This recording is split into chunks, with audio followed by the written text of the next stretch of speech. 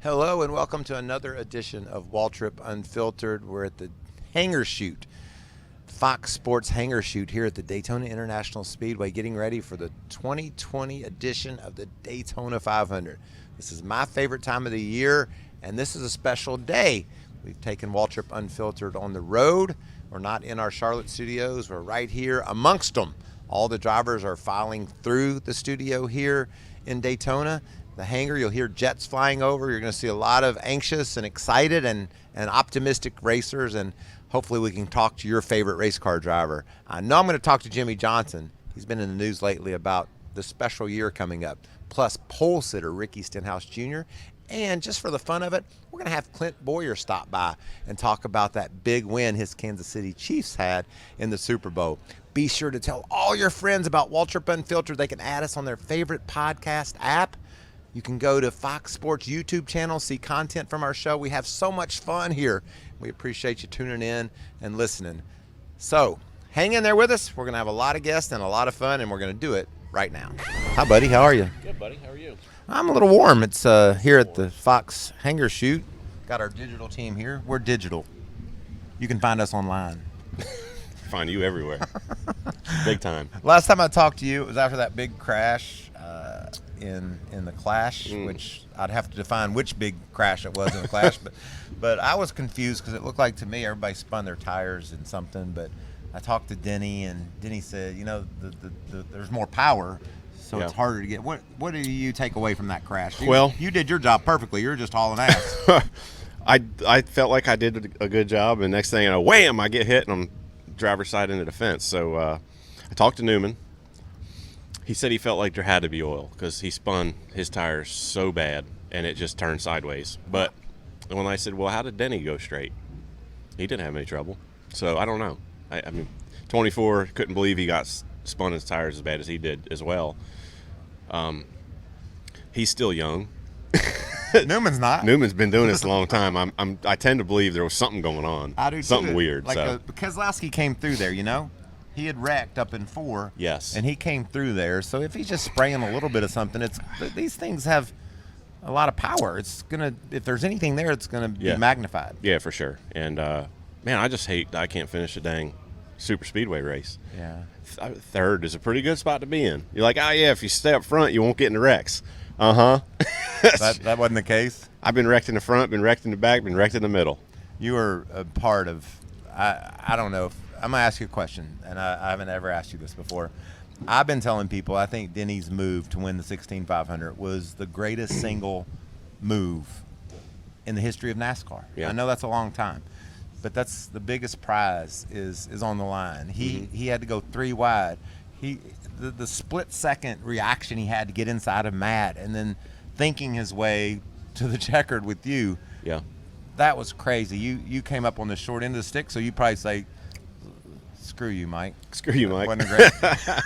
But what would you say it was pretty special? Yeah, certainly. Yeah, it was a pretty amazing half of a lap. If you look at when he made his move on the backstretch and all that came with that, you know, that was. I mean, I think at the end of the Daytona 500, everybody's going to make that move. But the fact that it all worked out the way it did for him was pretty amazing.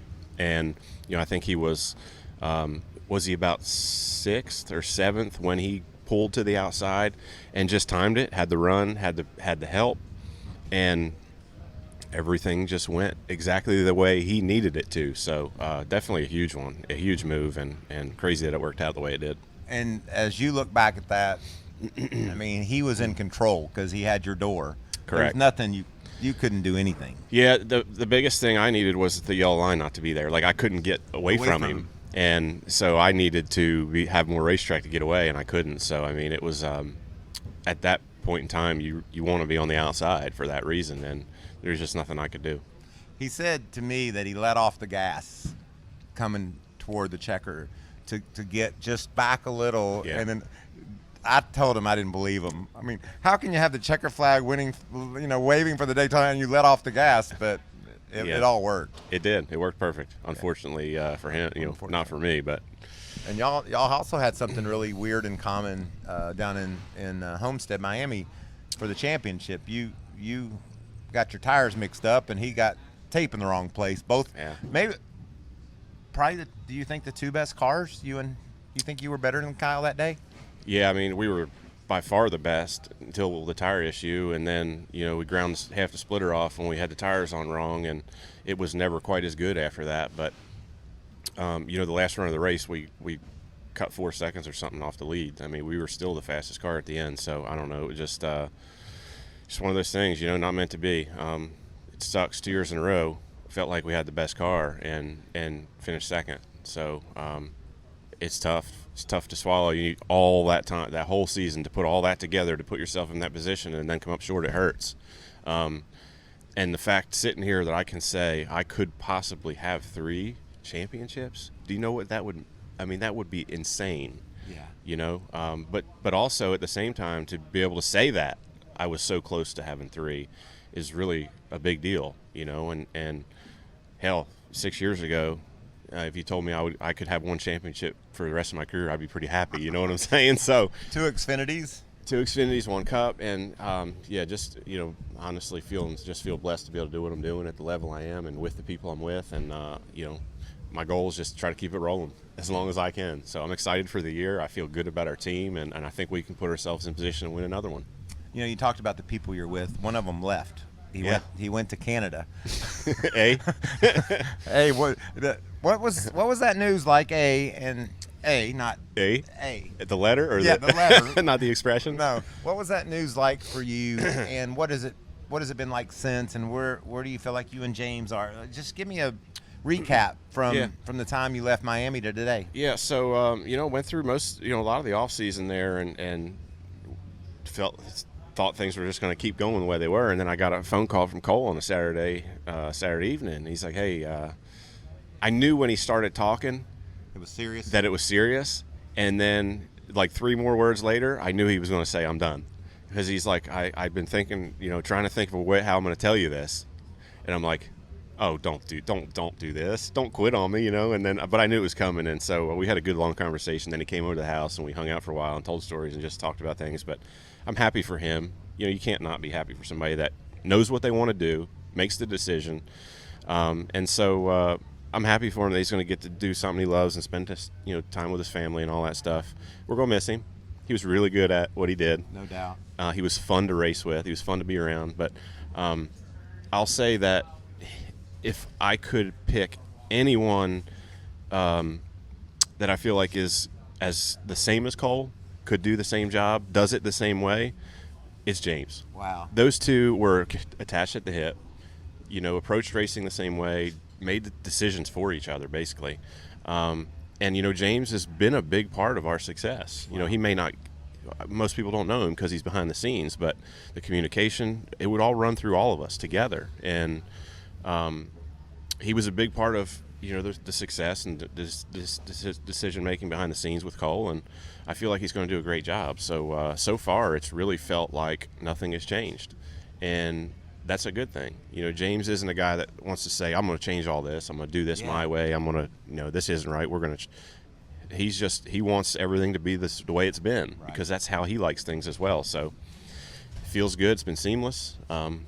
I feel great about it, and he's a great guy. He's a lot of fun to be around and stuff, and the guys really look up to him. So those are the important things, and I feel like he's going to do a great job. Martin Truex from New Jersey, Cole from Canada, James from Australia. What the heck's the deal with your international flavor? But it's fun, though, right? It works. It's been working, so, yeah, we'll just keep it going. Right on. Well, Gabe Hart did a nice job of transitioning into Denny's new role. I know that's got to give you confidence, too. We got to wrap things up. Your people are – look at them over there. Yeah. I mean, this is important stuff here. Thank you. Right? I appreciate that. But I'm sure you got confidence in your organization, and I'm looking forward to watching your role. I do, and it's so great to work at JGR. I mean, it's so deep. I feel like, man, I just can't see us not running really, really strong and winning a lot of races again. So I'm excited about it. Well, we got a lot to talk about one day. We could cover some pretty in-depth conversations, but yeah. Let's do that another time. Sounds good. Thanks for having me on. Appreciate you. Yeah, see you. You never know where this is going with Mike. You never know where it's going, but we know where it's going to start. 2020 Daytona 500 pole sitter Ricky Stenhouse Jr. Thanks for stopping by. Waltrip Unfiltered. You impromptu stopped by when we were down in Charleston for Denny's big event, and now here you are again. Thank you. Turns out, getting on Waltrip Unfiltered, you just start winning polls for the Daytona 500 because you had such success down here. So it's starting to rub off on me a little bit, Mike. Maybe we can have the success you had. I hope so. You'd be a great Daytona 500 champion. You've had some good runs at this place. Oh, had yeah. some big moments Oh, at this yeah. place. What's the last 3 or 4 days been like for you? I know when you sat on the pole with your new team, Tad and Jody and Patty, everybody joyous. They swept you up and took you off to New York. Yeah, it was kind of crazy, you know. I mean, like, win the pole, and like I know it's a big deal, right? It's Daytona 500, but then I guess I didn't really realize like you do a lot of stuff because of the Daytona 500 pole win, and you know it's cool to see the recognition that this team is getting. I mean, they worked really hard this off season. Like you said, we flew up to New York, and I just got to continue to talk about the Daytona 500 coming up, but also just got to talk about how much I appreciate the guys working in the shop nonstop all off season for one goal in mind, to bring fast race cars here to Daytona, and they obviously did it.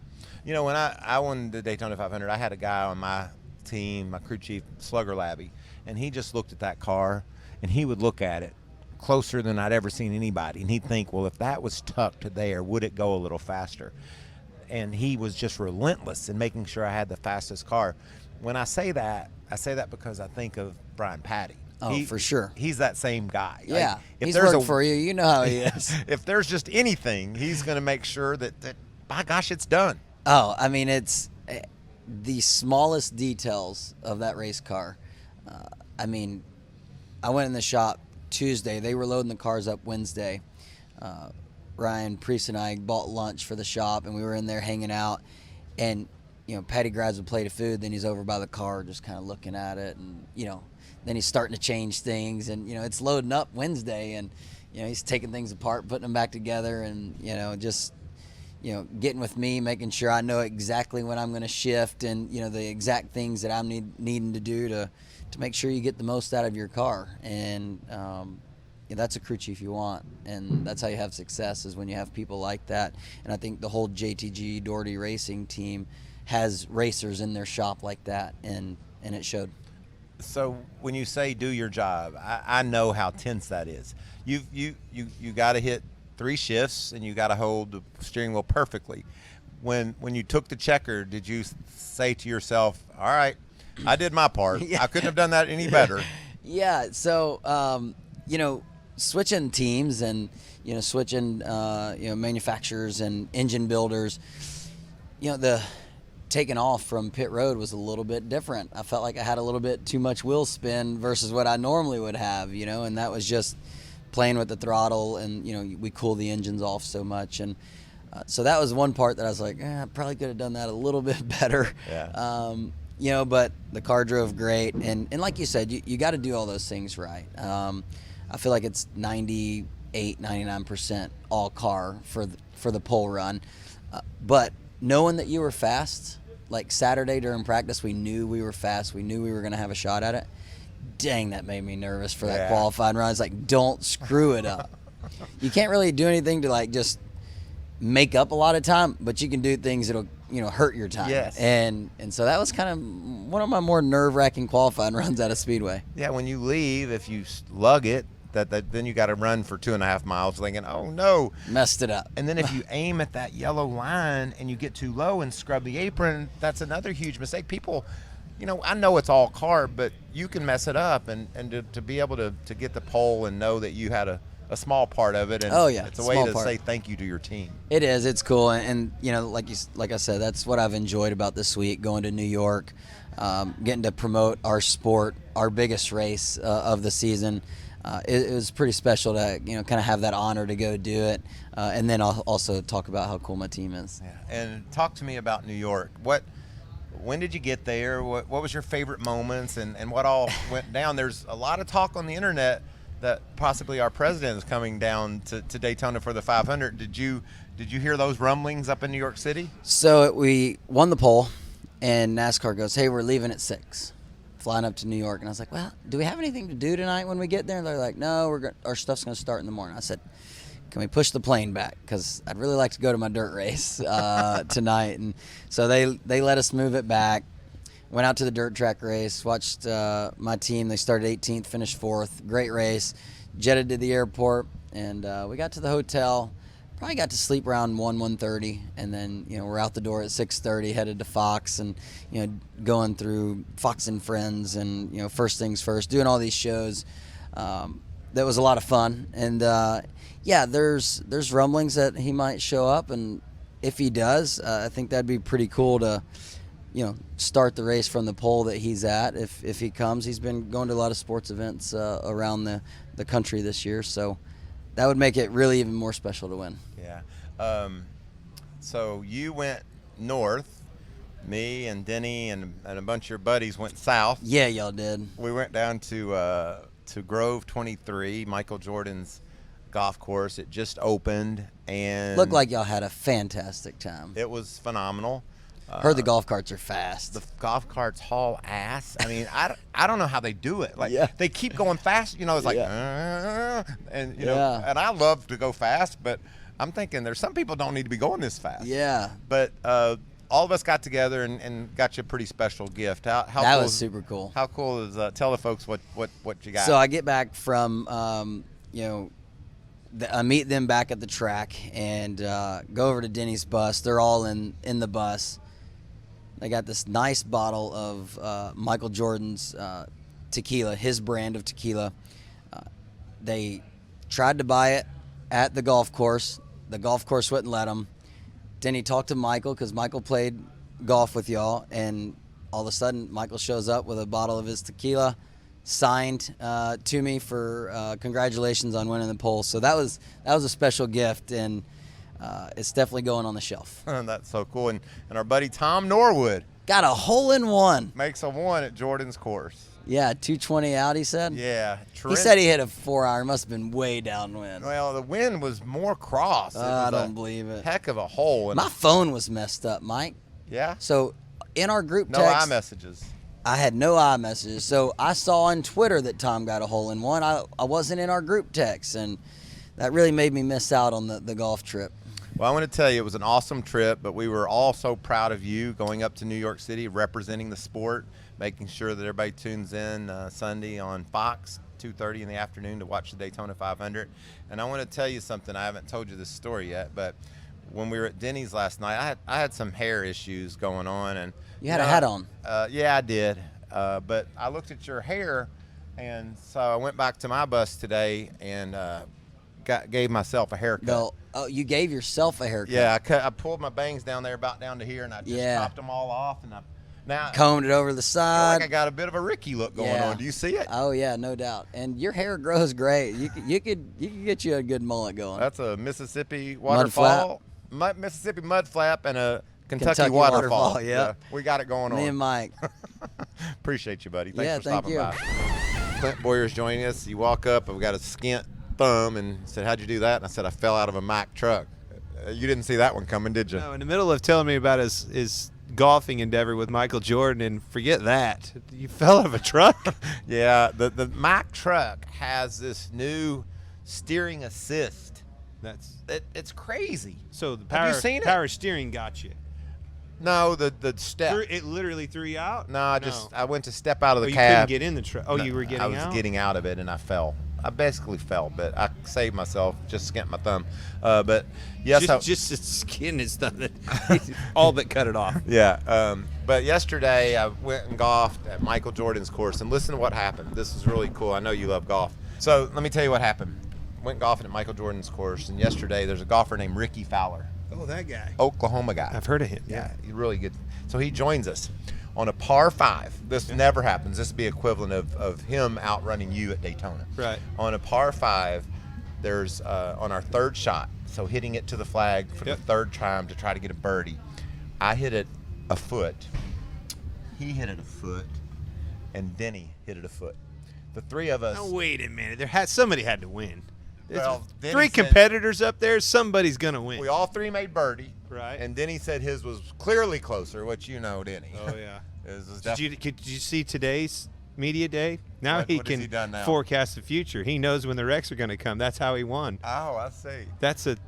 I need that. That handbook would be nice to have. If I could have that. Can you get with him on that? Yeah.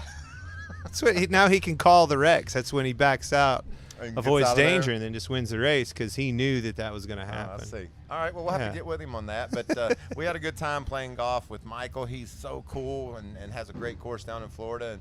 But now, Wouldn't that be cool? Speaking of cool, hey guys, you want to come play my course? Right. That's not like your little practice putting range in the backyard. That's a full course.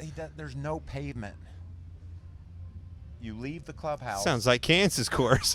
You leave the clubhouse. Doesn't sound like a Florida course. Pull right up to the green. You drive everywhere you want. I would have thought the course itself was paved.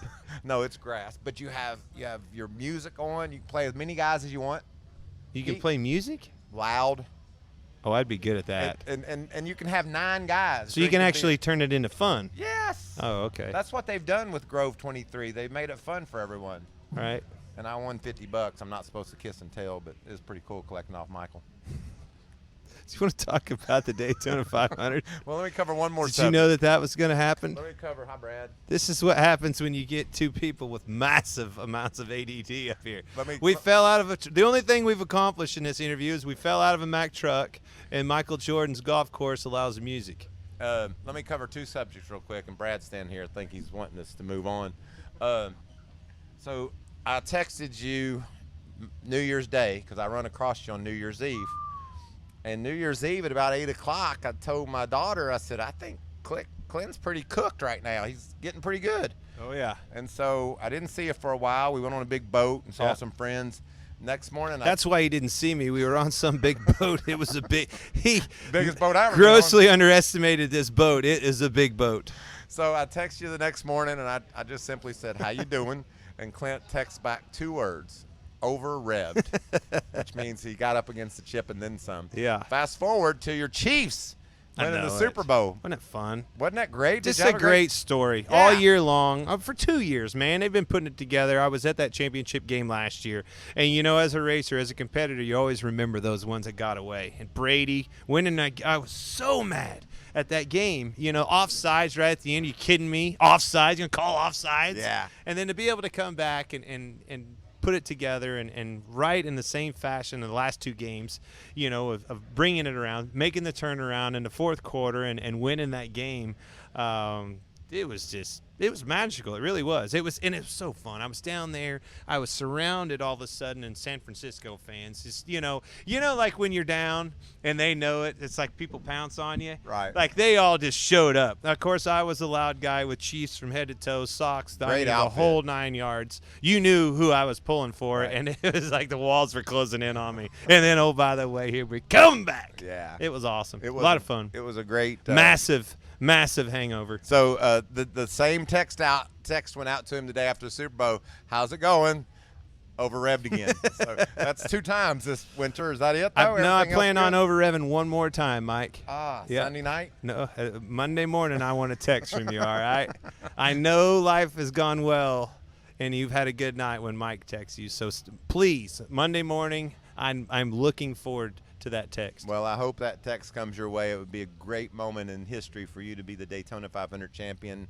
The Chiefs sport coat you wore was still have it. special. So I look forward to see you retire after yes. being a Daytona 500. I tell everybody champion. always asks, you come down here, what would happen? What would you do if you won the Daytona 500? There's a bunch of boats out here. I don't own one of them, but I'm pretty sure if I win this thing, I'll figure out who does, and I'm going to make a friend, and we're going to be out to sea. You're going to have a hell of a time finding me for that little breakfast. Did you ever make the breakfast? Because I know you yes. won too. I had to make it. Yes. It'll be a brunch, if not a late lunch, if I win. If you win it. Yeah. So this moment in time, how good does it feel? Tell the folks, you can win it. Anybody can win.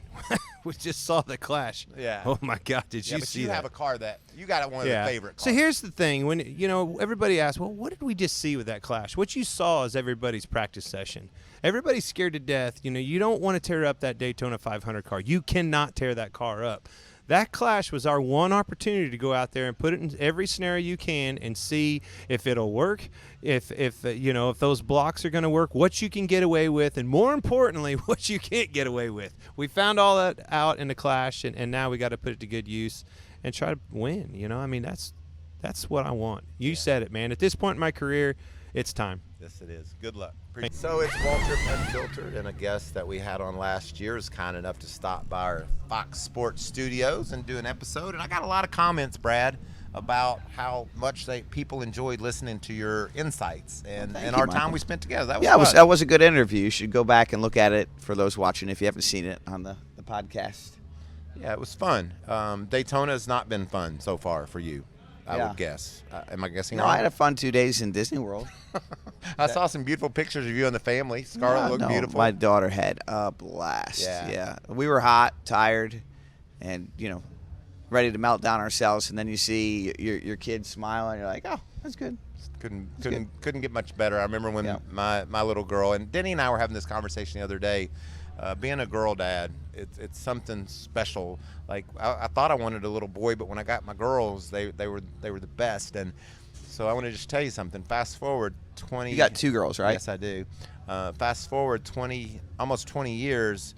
My screensaver on my phone is Macy and Caitlin when we were in Victory Lane at Daytona in 2002. No kidding. Yeah. That's cool, man. So no matter how I need one of them photos, Michael. Yeah, you're gonna have one, I'm sure. It Yeah. won't be long. It certainly is something that no matter how old you get, these memories that you're creating and taking your kids to Disney World, all the things that you get to do because of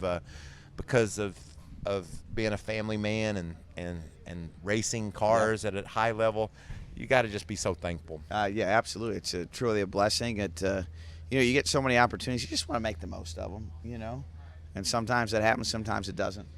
Yeah. Well, let's talk about Daytona specifically and behind the wheel in the car. Obviously, very disappointed. It's been on the internet. We saw it on TV. You were mad after that wreck. Where are you right now as you get ready to hop in that car and go racing again tomorrow night and get ready for Sunday? Well, I think we got a really fast Ford. We really fast Ford Sunday. I think this car is even a little bit better that we have for the 500, and handles really great, which is super important in the draft. The draft is you're getting such big runs that you got to be able to handle to make the most of them. So our team's done a great job of making that the case. And your new crew chief, that relationship, how would you break that down so far? Yeah, I mean, so far so good. He's been a steadying hand that has given me a fast race car in the one race we've had this year. So, we've got a great opportunity in front of us. Win a lot of races, go for a championship. Right on. The significance of a Daytona 500 for me, it just defined my career. You're a champion. You've done so many great things, but you'll never be able to just say, well, that's just another race. Because no, Daytona 500 it's not just another race. It's a big race. It starts the season. It has all the legacy of the sport, with respect to Daytona and the history of NASCAR. It has the biggest crowd, highest ratings. You want to win it. That's right. Biggest purse too, but Yeah. As a kid, memories of coming to Daytona. I know your father raced here. What do you recall? It's cold in Michigan. Yeah. Well, I remember it being a lot warmer. That's for sure. And I remember the beach. It's my first time going to a beach as a kid was here in Daytona. I remember the track and just how big it is. Massive. I mean, when the first time you pull in, you just can't appreciate that on TV. How big the track is. Yeah. I mean, you go to a football stadium and you can see the other end. You go to Daytona and wait, so there's another corner? Where is it? Yeah. It's just such a massive facility. So that was probably my first impressions. And it's crazy because I came here probably 20 years before you, and the size went, but those angles of those banks, I'm like, Yes. so they're going to go on that? Yeah, when they fall off?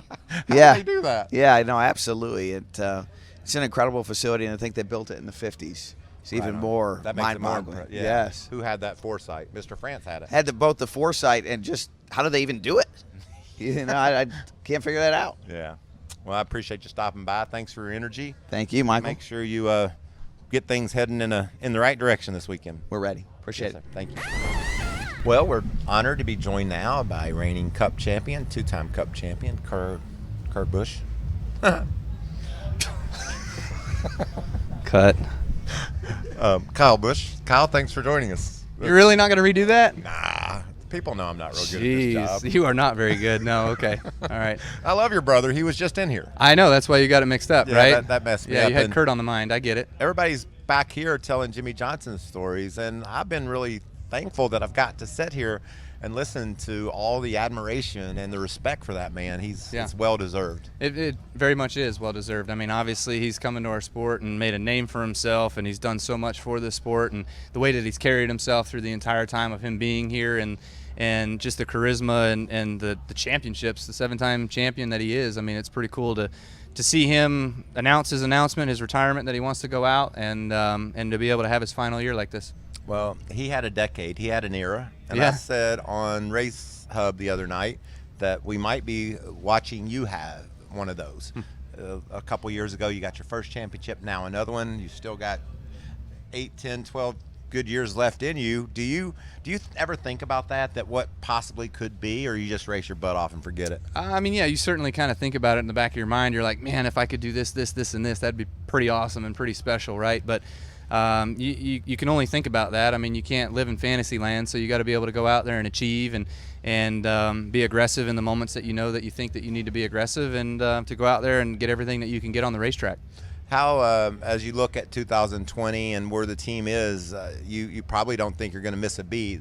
The Toyotas Right. are strong. Your organization is buttoned up. Feel good about the year, obviously. Absolutely, yeah. I feel pretty good about this year, especially with everything kind of going on in NASCAR with a new car coming and the freeze-on parts and all that sorts of stuff. I mean, we feel like we're in a really good position. There was probably a few of those races, given a couple different circumstances, we probably could have won more than what the 19 was, but we'll leave it at 19 because that's what it was, and hope that this year can be just as successful. Well, it's been a great off season, obviously, celebrating a championship. I saw you and your beautiful wife down in the Bahamas. You got to hang out with my daughter. Yeah. Boyer was there. We had some, Sorry about that. I didn't invite him. we had a pretty good time down there, huh? Yeah. Celebrating the new year. We did. It was a great New Year's Eve and New Year's celebration. That's my wife and I's anniversary, so we had a fun time while down there and hanging out with Mr. Staluppi and yourself and your daughter and Boyer and everybody, just having a nice time to kind of let loose and be away from all of this hectic chaos that we all put on with 38 weeks out of the year. This is sort of the last breath before it all starts. Tomorrow night's a big deal. You got to get a spot in the race. We know it could be crazy as it gets sometimes late in the going, but have you had a chance to breathe during the off season and say, all right, I'm going to go at this one as hard as I ever have, but I'm going to maybe enjoy it more than I ever have? Yeah, not really, actually. I would say the first chance of taking a breath was right after the banquet. We came home, and that week I had nothing on my calendar because I was like, I don't want to do anything. I just want to chill out, right? And the night of the banquet was a little rough for much of us afterwards, trying to get back going again. The hangover might have been a little too long, but overall, that week was really good to chill out. And then it was holidays, essentially. I was still working, doing some little things during the holidays. Nobody else is doing anything during the holidays, so you're kind of shut down during that time. But we were down in Atlantis, had fun down there, and then of course once the new year hit, man, it's been full push forward on getting prepared for this year, doing some other business things that I've been doing on the side as well too, and really having fun while doing it as well.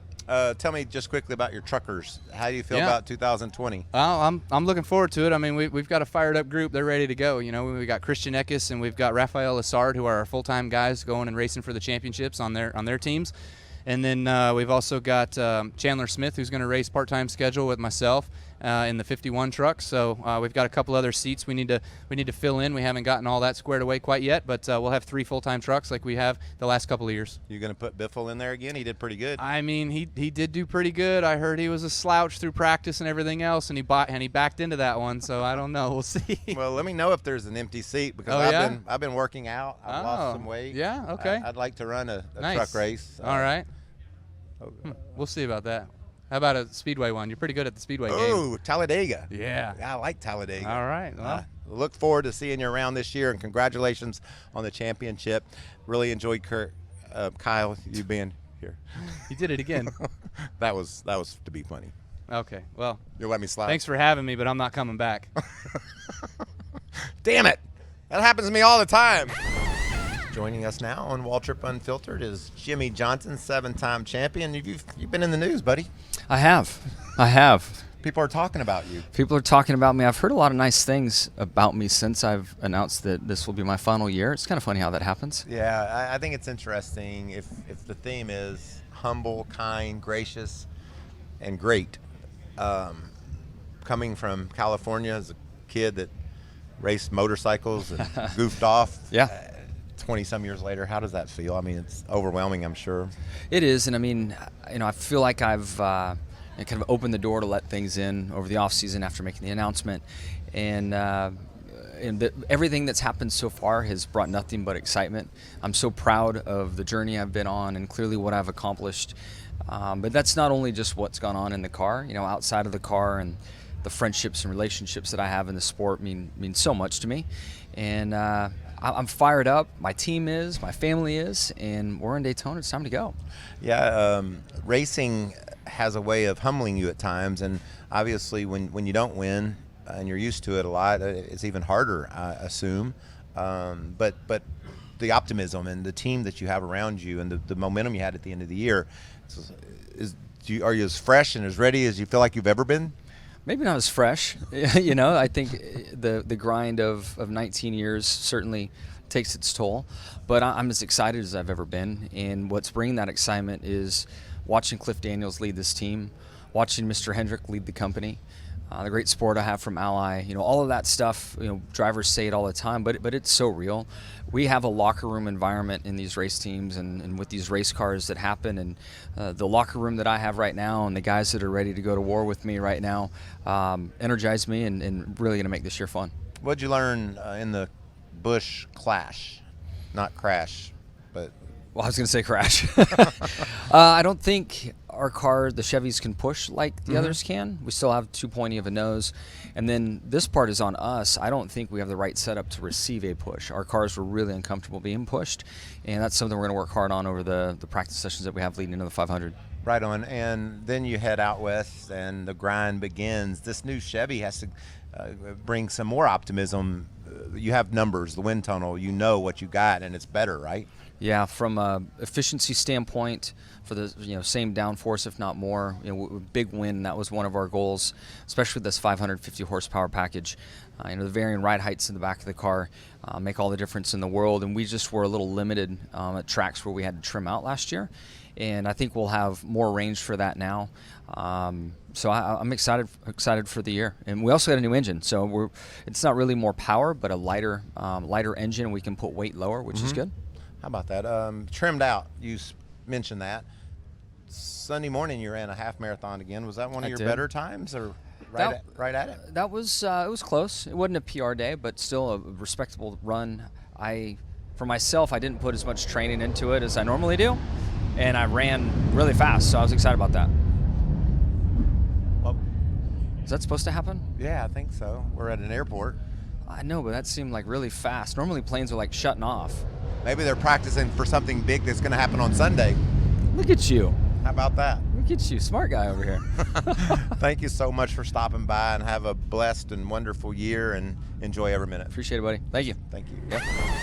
So last week on Waltrip Unfiltered, we talked about the 2001 Daytona 500 and everything that it was emotionally, mentally, the challenges. Obviously, it was a sad day, and that was a hard one to walk away from, but you go on, you push forward, and you keep digging, and that meant you go back to Daytona in 2001 July for the race, the Firecracker, and what a triumphant finish that was.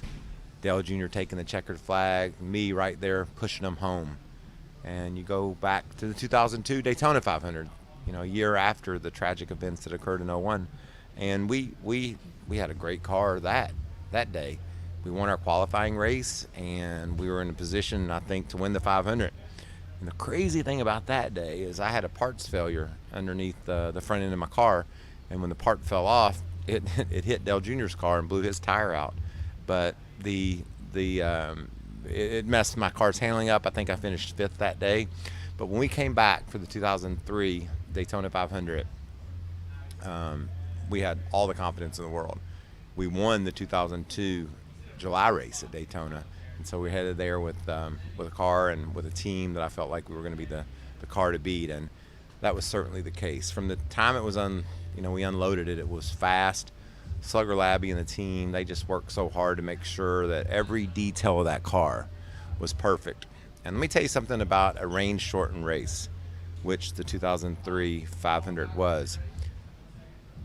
The dominant car very rarely wins a range shortened race because, you know, you've got the fastest car. You're not going to worry about strategy. You're going to just worry about winning.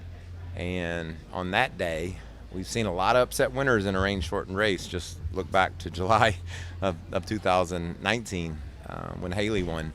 You wouldn't have seen that one coming, right? The same thing on that day could have very well happened. But my team did an amazing job of knowing that we could be racing just past halfway, understanding the rain and the weather, and then putting us in a position to be out front when the rain is. Think about this. If you know it's a 200 lapper, you know how to win at lap 200. But when there's weather in the area and it's going to be rain shortened, especially as short as this one was, I think 110 is the laps we went, something like that. How do you know? How do you plan for that? You don't know when it's going to rain. But that particular day, we did an awesome job of being up front all day. There was a late restart, and I was in second. I think Jimmie Johnson was leading, but I'm not sure. But I know Dale Jr. was on the inside, a lap down. He had an issue with his battery. And right behind him was Christian Fittipaldi. So we're riding around coming to get the green flag, and this is a pivotal restart. This is the end. And when we're coming around, I'm assessing things. I'm thinking, okay, Jimmie will get a good start. Was it Jimmie? I think it was Jimmie. Somebody good was leading. Jimmie's pretty good. And then Dale Jr. was on the inside. And I was like, okay, Jimmie will get a good start. Dale will get a good start. Christian Fittipaldi, he's sort of a rookie. He doesn't know all this. So if I do my job, when the leader breaks and Dale breaks, I'll be able to jump to the inside as soon as we cross the start-finish line, get behind Dale, because I didn't think Christian would get a good start, and he didn't. Get behind Dale, push Dale past the leader, and grab the lead. That was my plan. That's how I had it pictured working. And when the green flag flew, everything worked just like I had thought it would. And I got down in behind Dale, pushed by to the lead, and I think a few laps later, somebody wrecked, and the caution came out.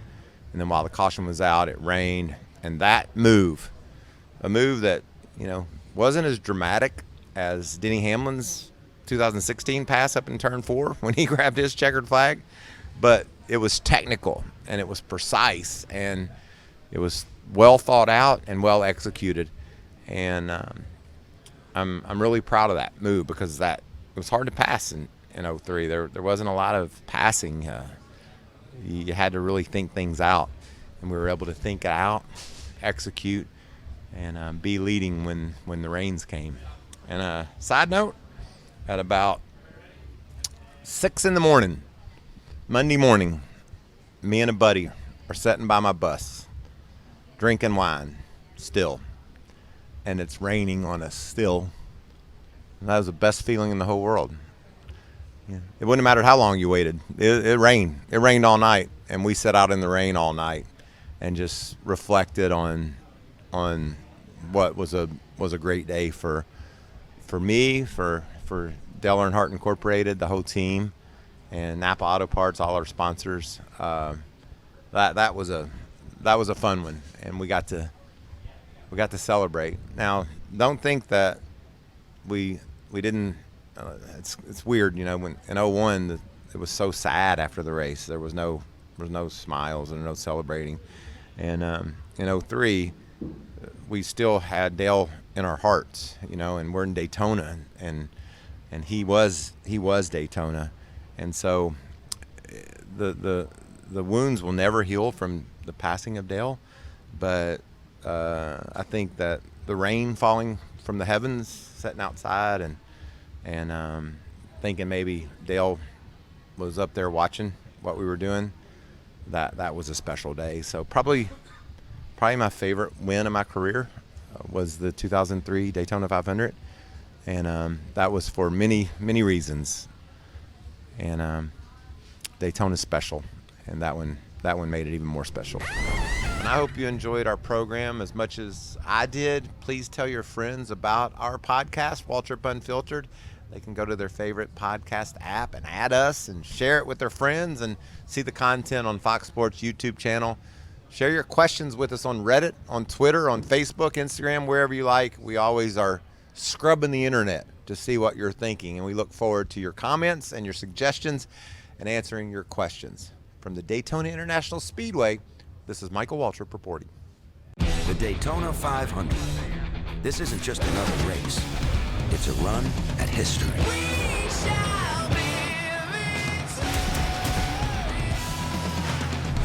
Sunday at 2:30 Eastern on Fox.